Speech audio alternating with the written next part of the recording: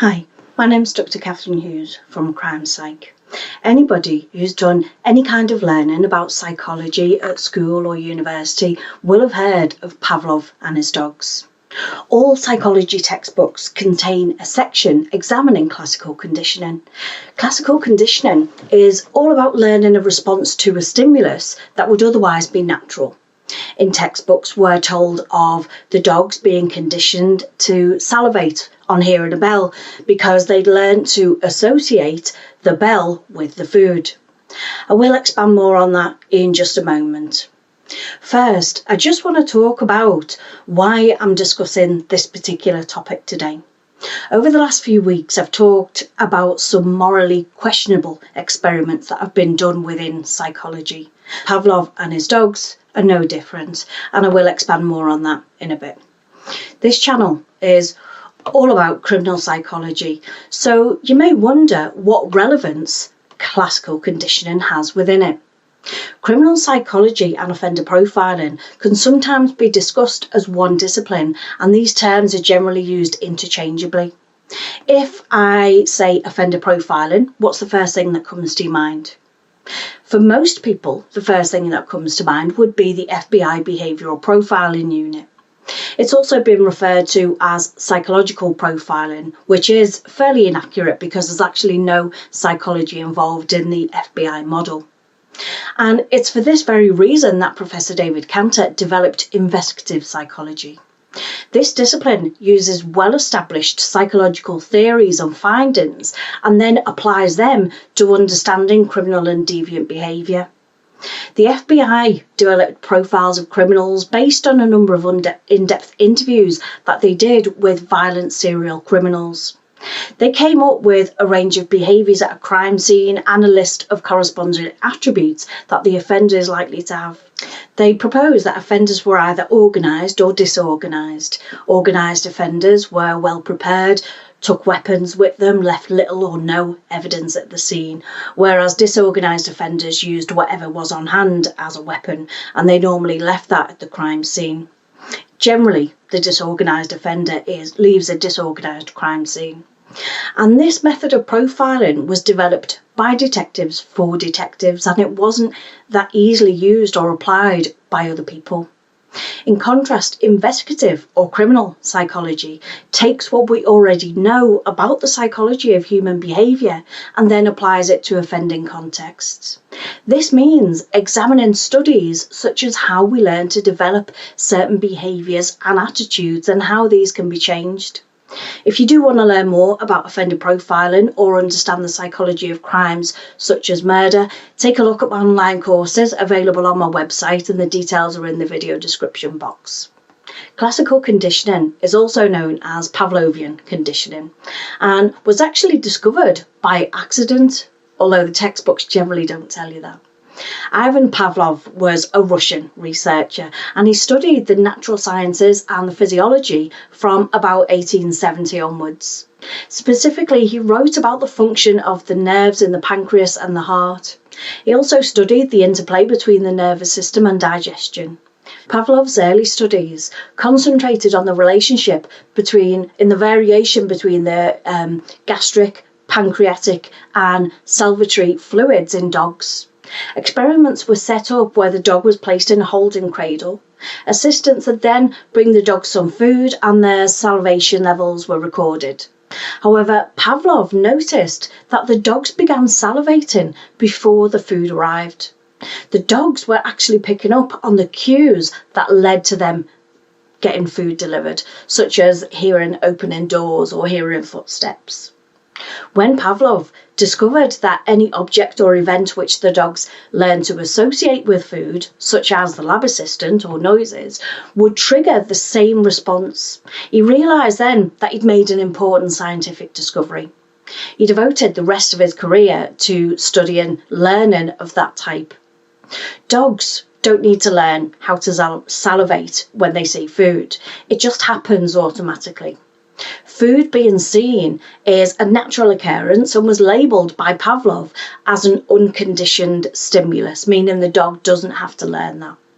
The salivation was labelled as an unconditioned response. In his experiment, Pavlov introduced a metronome as a neutral stimulus, or as he called it, an unconditioned stimulus. Dogs wouldn't normally have any kind of a natural response to that type of noise. Interestingly though, in many cases it's been referred to as a bell in many accounts of his experiments. However, a bell doesn't produce the same pitch, tone and length every time, and so that's why Pavlov used a metronome. The clicking metronome was introduced just before he gave the dogs food. After a number of repeats of that procedure, he presented the metronome on its own. And upon hearing the metronome, the dogs salivated because they learned to associate that with food. And this meant that a conditioned stimulus, the metronome, had been linked to a conditioned response, the salivation. So the dog had learned an association between the metronome and the food, and a new behaviour has been learned. Because that response is learned or conditioned, it's called a conditioned response. The neutral stimulus has become the conditioned stimulus. However, if the length of time between the conditioned stimulus, the sound, and the unconditioned stimulus, the food, is too long, then learning won't occur in those cases. So let's put that into more of a human context using one of my experiences. The first time I tried a milkshake, I vomited, but I had no idea why I'd vomited. The next time I had a milkshake type drink, it was medication which made me vomit. The next time I had a milkshake was when I was forced to drink it at school lunch. I was feeling very full and a little sick from running around, and I vomited again. And from that day on to this very day, I cannot put anything in my mouth that is even slightly resembling a milkshake. It makes me feel sick. I can't even smell it. So the milkshake wouldn't have produced a response, but it was linked to something unpleasant. Then the milkshake produces a conditioned response of me feeling sick. So we can create these conditioned responses to sounds, noises, cues, indicators that wouldn't normally produce a physiological response within us. So why am I including this experiment in a line of morally questionable experiments, I hear you ask? Because of the dogs and how they were tested. They were strapped in to a sling holding them still. They had tubes surgically inserted to measure the secretion levels. In one area of his work, the dog's esophagus was removed so that when they ate, it dropped straight back out and never went to their stomachs. Many dogs were sacrificed during these procedures. Operating techniques regularly failed in these experiments. Later experiments included administering electric shocks to cats and dogs to observe their behaviour. Following a flood in his lab, they saved all of the dogs. However, he later simulated this flooding while observing them and measuring their reactions. There are reports of him experimenting on orphan children too. I personally object to the idea of animals being tested on in laboratories for any reason. Animals are kept in cages and are sometimes subjected to horrific conditions. They are used for testing makeup and lotions by restraining the animal, keeping eyes open mechanically, and inserting products into their eyes. Within psychology, animals have been used to explore various things, such as how we learn through conditional or operant conditioning. They're operated on so that they can't get food into their stomachs, like in Pavlov's experiments. They're given absolutely no quality of life. There isn't ever any consideration for the feelings and the emotions of these animals. I realise that might bring about some negative comments on this video, as many people do advocate the use of animals for testing. If that's your opinion, great, good for you. Stand up for what you believe in. But this is what I believe in.